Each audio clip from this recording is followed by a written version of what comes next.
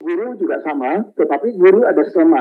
Jadi ada skema yang P1, P2, dan P3 atau fasilitas umum.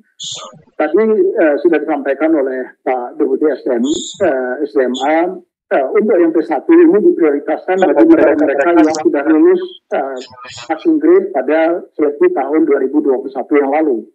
Ini by system akan ditempatkan di mereka-mereka ini akan ada di prioritas mana? Prioritas 1, prioritas 2, atau prioritas 3. Nanti kalau mereka adalah prioritas 1, maka yang bersangkutan akan langsung dilakukan penempatan bagi P1 dan kemudian ada pemberkasan. Tapi Bapak Ibu tetap harus melakukan registrasi supaya untuk melakukan konfirmasi saja. Jadi Bapak Ibu yang berada P1 tetap harus melakukan konfirmasi, mendaftar untuk dilakukan konfirmasi apakah Bapak Ibu masih ada atau sebetulnya Bapak Ibu sudah tidak ada. Jadi bagi yang P1 kemarin, yang sudah lulus seleksi di 2021 kemarin, yang lulus passing grade, belum tetap melakukan konfirmasi. Kemudian dilakukan penempatan, hanya saja kalau kemudian penempatannya ternyata instansi Bapak Ibu tidak membuka formasi, maka nanti Bapak Ibu akan dialirkan ke P2.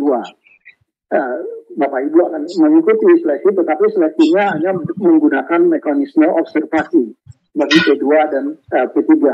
Jadi nanti mekanisme yang akan dilakukan teman-teman di Dikbud akan melakukan observasi terhadap posisi Bapak Ibu dan Bapak Ibu berdasarkan data-data yang masuk tadi, kecuali bagi pelamar umum. Bagi pelamar umum itu yang kemudian akan mengikuti seleksi dengan mekanisme UMBK, tentu setelah tadi P1 atau yang lulus di P2 berdasarkan hasil observasi, ataupun yang lulus di P3 berdasarkan hasil observasi, baru kemudian sisanya akan bisa memilih formasi di pelamar umum. Hanya saja kembali ini yang juga masih menjadi perdebatan, apakah formasi pelamar umum ini atau P4 ini masih memungkinkan nggak waktunya untuk kita buka? Karena seperti tadi saya sampaikan, ini berada di injury time. Jadi di bulan Desember yang waktunya adalah sangat sempit, ada mekanisme pertanggungjawaban anggaran yang harus dilakukan oleh teman-teman Dikbud kepada Kementerian Keuangan. Kalau ini bisa diselesaikan sebelum tanggal 12 Desember, pelamar umum ini akan bisa kita buka. Ini yang nanti kami perlu mendapatkan kepastian dari teman-teman Dikbud, apakah kita akan membuka formasi di pelamar umum ini. Kalau ini tidak bisa dibuka, maka tentu pelamar umum akan dinaikkan statusnya menjadi ke P3.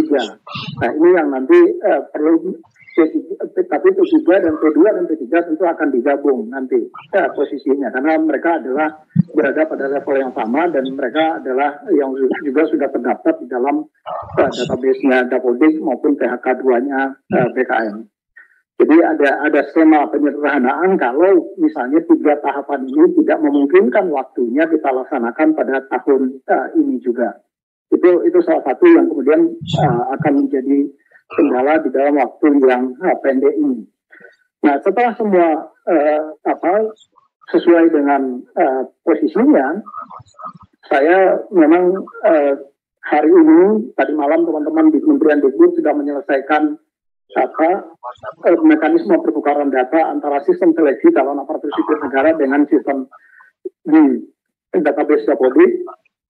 Hari ini akan dilakukan uji coba, ini sedang berlangsung. Teman-teman di Dikbud sedang ada di Badan Kepegawaian Negara untuk melakukan simulasi supaya tidak ada orang yang salah kamar, supaya tidak ada orang yang kemudian misalnya dia sebetulnya honor di SD1 tetapi kemudian SD1-nya karena buka formasi tapi ternyata terlempar ke SD nomor 3 misalnya.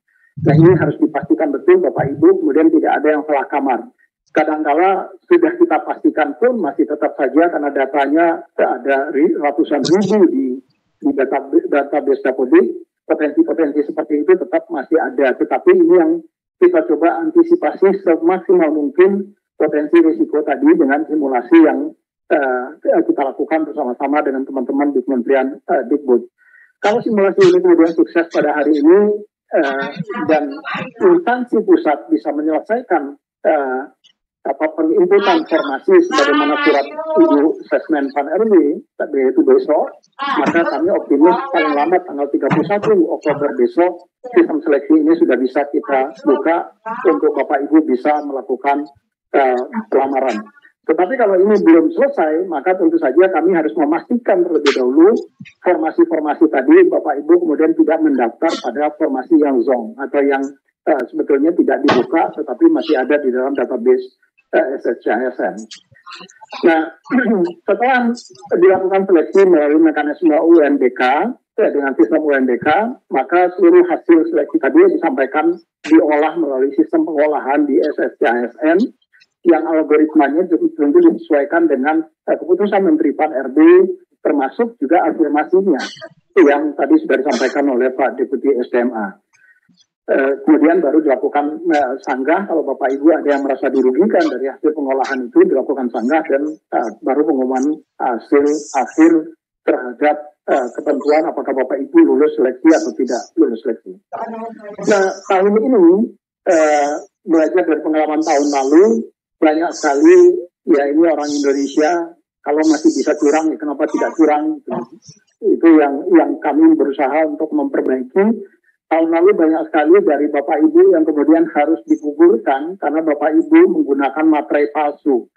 Jadi padahal menggunakan materai palsu itu adalah kejahatan serius Bapak Ibu karena itu diatur di dalam undang-undang perpajakan kita. Jadi tahun ini kemudian kami menyiapkan sistem pendaftaran itu dengan menggunakan e-materai. Jadi kita tidak lagi menggunakan materai fisik, tetapi menggunakan elektronik materai dan kami bekerja sama dengan teman-teman di Peruri dan Peruri sudah menyediakan beberapa provider untuk memudahkan Bapak Ibu bisa membeli e-materai untuk dicantumkan di dalam formulir lamaran Bapak Ibu.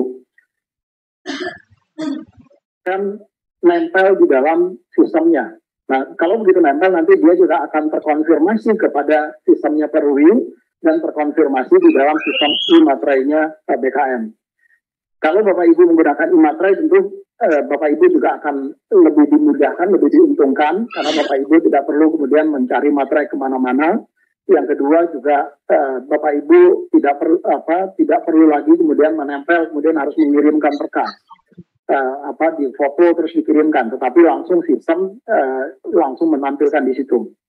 Ada beberapa yang provider yang disiapkan oleh Peruri, yaitu ada di Pajakku, ini yang dikelola oleh teman-teman di Dijen Pajak, kemudian ada Finnet, kemudian ada Mitracom, Eka Sarana, dan Peruri sendiri, dan Koperasi Swadharma.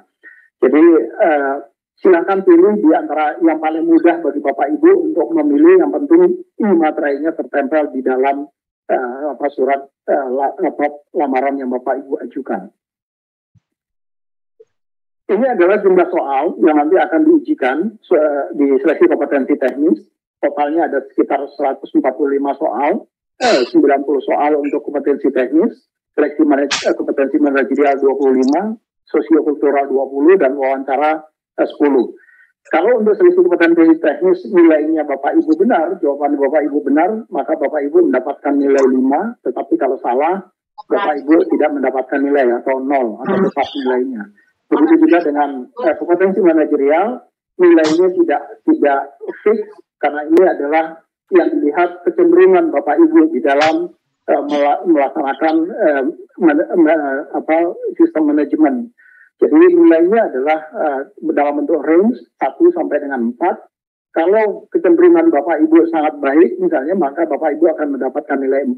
Tetapi kalau jauh dari yang ekspektasi, maka tentu Bapak Ibu akan mendapatkan nilai 1. Yang Bapak Ibu tidak akan mendapatkan.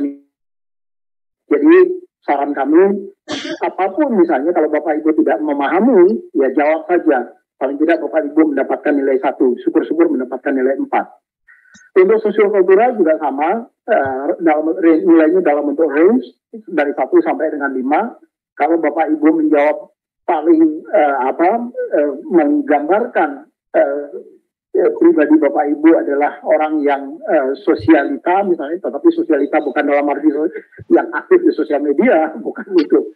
Tetapi bukan artis, tetapi yang orang yang kemudian betul-betul mampu beradaptasi dengan baik kepada masyarakat. Karena yang kita harapkan